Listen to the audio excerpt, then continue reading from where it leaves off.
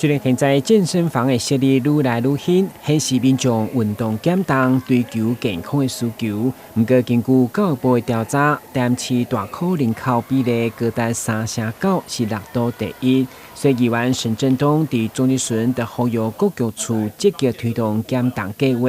其中为跳马坦承家己年内增加10公斤，所以要带头来做。强调重赏之下必有勇夫，马会对学校机关开始做起。在硬体的设施设备当中，我们可以盘点各个的这个中央部会的或者是地方的一个资源，来争取更多的这个可能健身相关的器材，让我们的社区长辈或社区的民众可以更加的快速的触及到。那再来呢，我更要提醒就是市长说，我们的卫生局其实非常首当其冲，不管是营养师的一个协助我们的这个可能餐在外的外食族，可能要怎么吃会比较健康，或者是说教育局，或者是社区关怀据点的社会局，这些其实都非常重要。所以这个部分其实要麻烦市长说，不是只有减肥为重，而是说吃的健康，然后要健康的瘦。胖会造成很多疾病，因此想要减重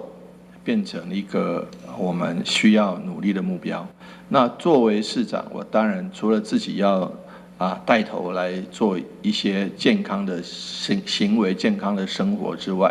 我们也希望说能够带动这个城市